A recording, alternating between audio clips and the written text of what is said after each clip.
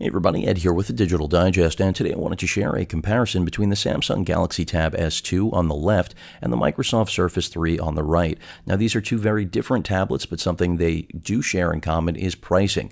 $499 regardless of which one of these you pick. This is the 32 gig 9.7 inch version of the S2. This is the 64 gig Surface 3. Both of them do have micro SD card slots for storage expansion. However, the Surface 3 is really a completely different beast altogether, which I'll get to in a moment. Let's just get through some specifications.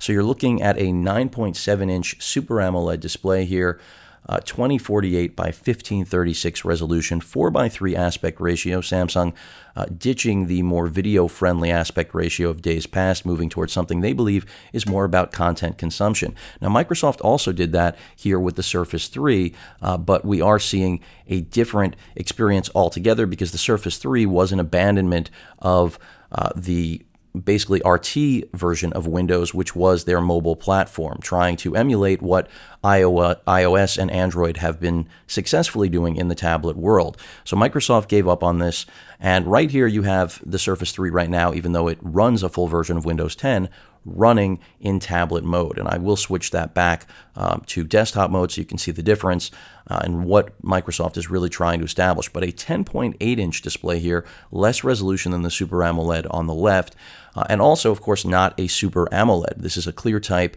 LCD, still very good, but you will see in the video that I'm running here, there is a stark difference in resolution, not resolution, but performance, I would say, between the two. There's no question about it. The way that colors are reproduced on the left by the Super AMOLED is simply not comparable to what a traditional LCD will do. Of course, the 10.8 inch sub 2K display that's on the Surface 3 in some instances does look to outperform or looks better than what is integrated into the older higher res Surface Pro 3. So go figure. But this is all about refining manufacturing. Beyond the display, let's talk about what's underneath the hood. 32 gigs of storage here, 3 gigs of RAM, 64 gigs of storage, 2 gigs of RAM. I've mentioned both have micro SD card slots for storage expansion. The Surface 3 also has a full-size USB port, so you can do just about anything you'd like with that, whether we're talking about hooking up external hard drives, whatever it is, you can do it. On the left, however, we're working in a mobile OS world, so we have to remember that. In fact, we're dealing with Samsung's overlay, so when we hit that physical home button, we're seeing their TouchWiz layout, which is not a stock Android experience, and definitely isn't for everyone. But if you live in the Galaxy world, if you own a Galaxy smartphone, if you have owned previous Samsung Galaxy products, no matter what they are, since Gen 1 to today, essentially, you're going to feel at home in this experience. You're going to recognize a lot of the features, and some of them are great. Moving beyond operating systems, clearly, one is mobile, one is the best of both worlds, or at least attempts to be. Really, in my opinion, the tablet mode of Windows 10 is not what it's about. It's about jumping out of tablet mode, as I mentioned earlier, turning that off, and going into the desktop realm, because that's what makes the Surface 3 so unique. And even though these have similar screen real estate, I said 9.7 on the left, 10.8 on the right, you may have noticed the Surface 3 is much larger, both in terms of its profile as well as weight. I mean, when it comes to the actual form factor, take a look at how thin the Samsung tablet is. It's nearly a joke. And all you have on the Samsung tablet, by the way, beyond the front and rear cameras rated at 2 and 8 megapixels respectively, is a micro USB port at the bottom for charging, speakers at the bottom, which, by the way, are not good. I will say that immediately. And you have a micro SD card slot, but volume rocker, power button, that's it. Here on the Surface, we have a built-in kickstand right here, which is nothing new to those of you familiar with it. 3 positions, which it borrowed from the Surface Pro 3, a great thing. In terms of cameras, not the best in the world, but still solid. We have an 8 megapixel shooter on the back, 3.5 on the front. We have a display port out, full-size USB port, micro USB for charging, and our headphone jack. Of course, there's a headphone jack here on the Samsung product as well. A little bit of a clink there. In terms of other things you should know, nothing else on the other side. Top of the tablet, that power button and volume rocker. But that is pretty much it. Of course, it's going to rotate just as the Samsung product would. When it comes to processors, an Atom chip from Intel on the right. On the left, we have the same processor found in the Galaxy Note 4, which is an 8-core mobile chip that does perform very well. And in my experience, the operation on here is about as smooth as one could desire. However, when it comes to realistic expectations, and I'll put this back into tablet mode, even though the whole point, by the way, of letting all of you know that you have the full-blown Windows operating system on the right is that you're only limited by the hardware's capability, which on the left, that isn't the case. We're getting a pre-packaged device that is meant to do a series of things and known limitations clearly. This is not a computer. Even though for many users, mobile tablets can do what they need a computer to do, that's not the same as actually replacing the capability of the computational power of a PC. The Surface 3 doesn't do that, but it attempts to on light tasks. So that's why this is such a compelling comparison. Clearly, weight and size goes to Samsung. The actual screen quality, resolution, those things go to Samsung. But in my taste, I would rather have the larger screen that the Surface 3 has to offer, even with the gained size. And I didn't mention the speakers are front-facing right here on the edge of the bezel. Definitely a much richer audio experience coming from the Surface 3. And the kickstand is just a tremendous bonus. I mean, if you're going to talk about actually taking something mobile, it's great to have a kickstand. And with this extra weight and size, you need it. The cameras, really, I won't even get into comparing because the reality is they're both tablets. If you need a camera, you should be getting one. That doesn't mean that the cameras aren't important at all. Both of them work as you should expect, which is for tablet performance, just fine. For camera substitution, not an option in my opinion, and nor will they ever be. It just doesn't make sense for electronics makers that actually make cameras. In this case, Microsoft doesn't. Samsung still does, at least for now. But moving away from that, under the hood, I mentioned the processor difference. One is a mobile processor, one is a mobile, Intel processor. And the good news is that both of them do a good job at exactly what they're supposed to. And again, respect limitations. Like if you're going to run something like AutoCAD, realize that it will open on here, but you're not going to enjoy using it. This is not a Surface Pro 3. And that's what you really should be looking at, something with a higher powered processor if you're looking to do that sort of work. Of course, no AutoCAD is going to run here. I mean, this is a mobile OS. You're limited to what's in the Play Store. This is basically your phone in a larger version. The trend that, of course, Apple started back with creating the iPad and really just creating a larger version. Of course, I'm not comparing this to the iPad today, but that is the idea with a mobile OS-based tablet. You are expanding what that tablet, the screen real estate is capable of, and then maybe if it's more powerful and has features your phone doesn't, you can leverage those things. Here, because of Windows 10, you can really do so much more. You can run just about any piece of software that Windows 10 can. Again, as I mentioned earlier, the limitation is what the hardware is capable of. If you go with the 2 gig model, less multitasking than if you go with the 4 gig, but identical otherwise in terms of raw performance between the 2 gig version and the 4 gig version. Key difference being, again, multitasking, and you are getting 128 gigs of internal storage built on in the Surface 3 rather than the 64 that you're getting in the $500 base model. I personally recommend the base $500 2 gig version, because unless you really need that multitasking capability, I don't see it as being worth the extra $100. This is about getting the best bang for your buck. That's exactly what the Surface 3 does. Now, I can't say the same for this tablet. This is really a luxury item more than the Surface 3 is a productivity and best of both worlds device, because you also have a type cover option, which I have right here, which really is best in class, something you're not going to be able to get for the Samsung tablet. And you also have the ability to pick up a pen for $40, which is going to let you draw and do just about anything that pen integration you would want to do with pen integration on a tablet. The Galaxy Tab S2, of course, that's not happening. Will we get a note? Possibly. If I go ahead and just load up CNN quickly, I'll do that on both of these. Again, I'm not in tablet mode, so that's why I have to actually bring up the keyboard. It'll give you an idea of what Wi-Fi performance is like. And they're really close. In my opinion, the Surface 3 is the better performer. That's not a surprise, though. I'm going to go ahead and put the type cover and the pen down. Keep in mind, there is a keyboard available for the Galaxy Tab S2. It's just not going to give you the seamless integration and overall performance, in my opinion, you're getting from the type cover designed for the Surface 3. And those accessories are expensive. The type cover is $130, and as I mentioned, the pen is $40.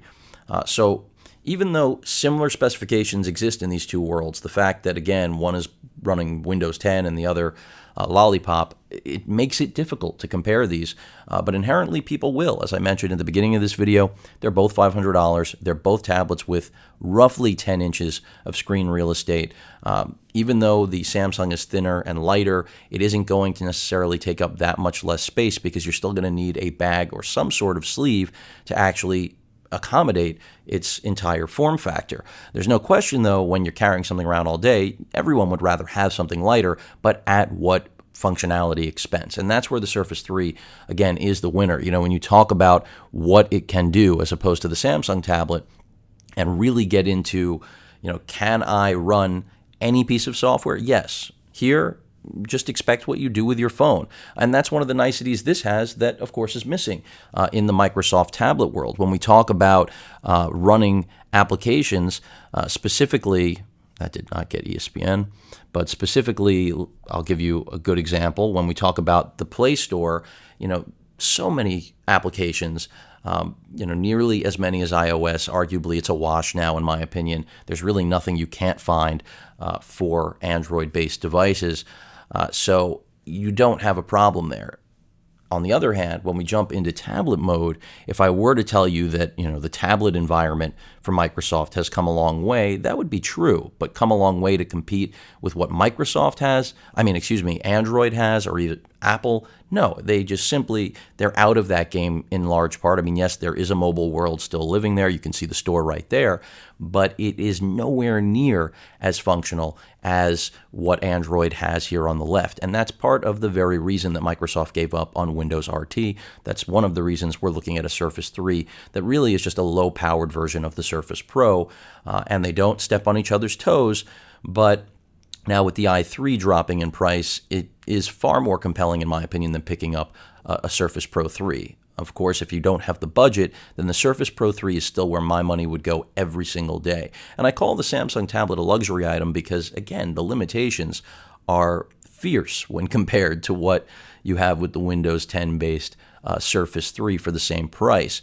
I mean, if you're willing to invest in the accessories, then this thing can do so much more. Forget that it already does right out of the box just because of Windows. And then there are those of you that hate Windows and are looking for maybe something to compete with your iPad, and that's where the Galaxy Tab S really lives and does so well because it's got a brilliant display. I mean, clearly displays much better than what you're getting here with the Surface.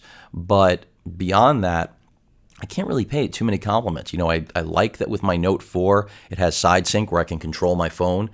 So my phone can be sitting and charging in one part of the house, and I could then just have this tablet and basically have a mirror of my phone, text, make calls using my phone, but through the tablet. That doesn't exist as an app, you know, an application for something like the Surface, but will you likely be able to do something down the road similar? Not right now, but there's always that possibility because you're running Windows 10 and someone could develop something. Of course, Samsung has built it right into this tablet. So it really comes down to how much you plan to get in terms of mileage out of your tablet. Of course, the Surface 3 is the workhorse. The Tab S is supposed to be the pageant contestant, I will say. On the other hand, when it comes to form factor, clearly the Surface 3 is larger, it can do more, and with the accessories, sky's the limit in terms of what you specifically need to do. I mentioned earlier stepping up to the 4 gig 128 if you're looking to do multitasking, because that is really the only difference for that extra $100 premium that takes you up to $599. Storage expansion here, micro SD card slot is where you hit the wall, and I do not enjoy the fact that you will need to use an actual security PIN key, the same thing you use to get like a SIM card slot open. That's what Samsung shifted to in their new phones and tablets. Here, you just have a slot, as it should be, frankly. It clicks in, the card isn't going to fall out. In terms of battery life, they are very similar, believe it or not, because Samsung did shrink the battery in here. So you're looking at 6 to 7 hours of battery life. This is, by the way, screen brightness cranked all the way up for those of you that are maybe curious through the course of this video. Now you know. On the other hand, here we are cranked all the way up, but simply because it is that clear type LCD, you see that difference. And that's why I'm showing you this. I mean, anyone that follows my channels knows that my reviews are more about analyzing products and trying to help anyone watching figuring out which is right for them. And I usually try to stick to only products that are quality, things that I would actually purchase myself, which is why you're looking at these two today. But clearly, the Super AMOLED just kills the ClearType LCD. But when it comes to aspect ratio, I still like the aspect ratio here much more than I do here. But back to battery life, 6 to 7 here. Microsoft rates the Surface 3 at 10 hours, I think with 50% brightness, and that might be possible, but I never really run with 50% brightness. 7, 8 hours, so they're close in battery life. But again, you've got a PC here, although a low-powered one, you do legitimately have a computer, something you will never have on the left. I don't care what application you use to mirror a PC remotely, it's just not going to be the same. So richer tablet market in terms of applications, absolutely. Thinner, lighter, better battery life, no. Better cameras, slightly. But really, it's all about that form factor and wanting to be in the TouchWiz environment. You've got the capacitive multitasking button and back button right here. Microsoft has their own capacitive Windows button here, which is nothing new. It's been on all the generations of Surface products so far. But beyond that, this is really a matter of what you plan on doing with your tablet. A lot of reviewers have been saying that the brand new Tab S2 is all about staying at home, and that's why the shrinking of the battery in order to get the thinner, lighter, and better overall build quality. By the way, I didn't point that out. These are both very well made. This is a tank, and this is more of a luxury automobile, I would say, in terms of build quality design. But both are fantastic, and that is a good step forward for Samsung in their tablet design, because the Tab S original, like the 10.5 and 8.4 that I covered, were beautiful pieces of hardware, but of course still made of plastic. This is really just an oversized Note 4. If I had any more concise way to put it, I would. The Surface, on the other hand, built from the ground up, and part of the evolution of Microsoft recognizing what worked and what didn't. And I think they got this one right. I mean, my old reviews of it from launch certainly speak to that point, that I think the Surface 3 is the best tablet money can buy. And in this matchup, that still reigns true. And yes, refrain from commenting that how could I compare these? And it's because I said at the very beginning of the video, I know that people will because of the price. And quite frankly, a lot of users don't realize that this runs full Windows 10 now pre-installed out of the box. If you're purchasing it basically as of today, unless you're getting an old model that's been sitting on a Best Buy shelf or Staples, at least in this area.